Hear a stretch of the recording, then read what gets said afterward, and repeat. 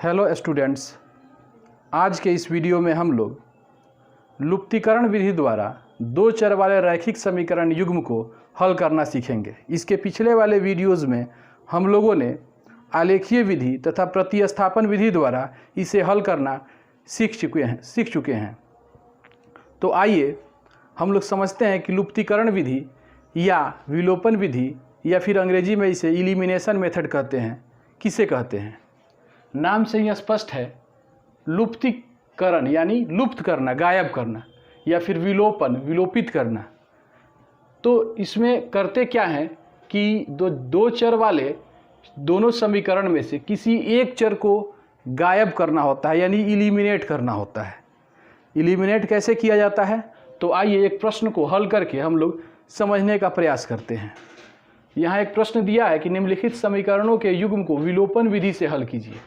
यह आपका प्रश्न है, इसे हम लोग विलोपन विधि द्वारा हल करते हैं। 10x + 3y = 75, इसको हम इक्वेशन नंबर 1 मान लेते हैं, तथा 6x - 5y = 11, इसको हम लोग इक्वेशन नंबर 2 मान लेते हैं। अब हमें करना क्या है कि हमें ये जो दो चर हैं x और y दोनों में हैं, इसमें दोनों को हम लोग को गायब कर देना, या तो x वाले को या फिर y वाले को।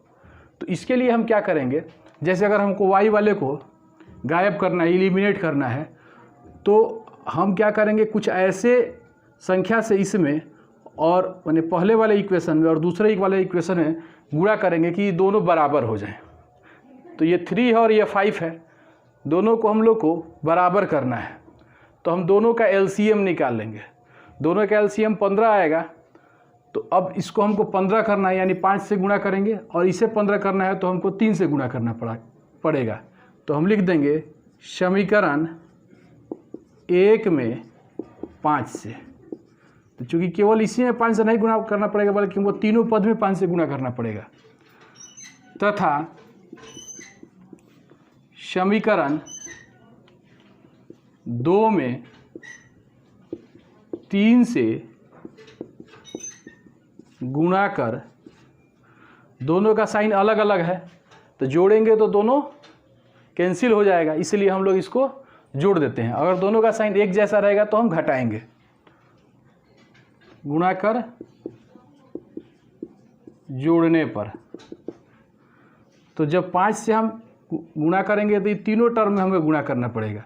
तो ये हो जाएगा 50x + 15y, और 5 से 75 में गुणा करेंगे तो 50 25, 7 5 35 से 2 37, 375 हो जाएगा। और 3 से इसमें गुणा करेंगे, दूसरे वाले इक्वेशन में हमें 3 से गुणा करना है। तो 6 3 18x - 5 3 15y बराबर 11 3 33।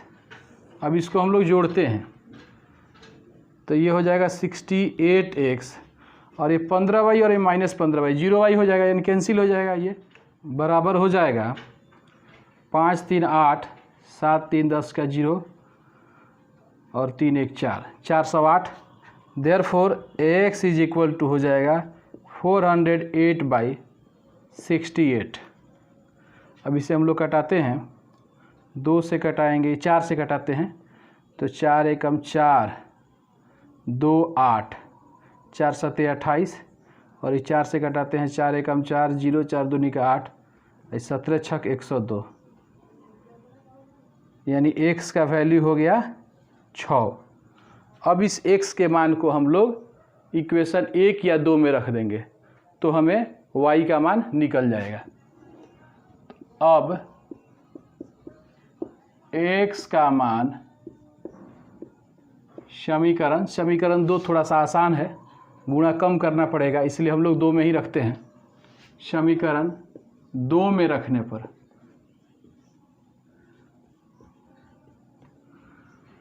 तो ये है 6x, यानी 6 × x की जगह हम लोग x का वैल्यू 6 ही आया है, -5y = 11।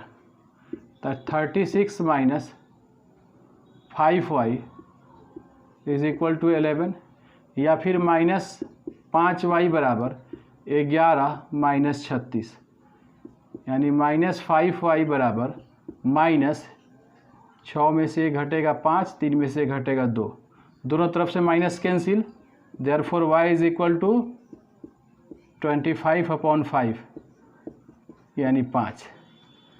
तो इस प्रकार से y का मान 5 हो गया, तो अतः x का मान 6 और y का मान 5 होगा।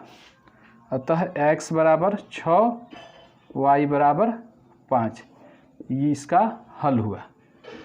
ये जो मान होंगे ये दोनों ही समीकरण को संतुष्ट करेंगे।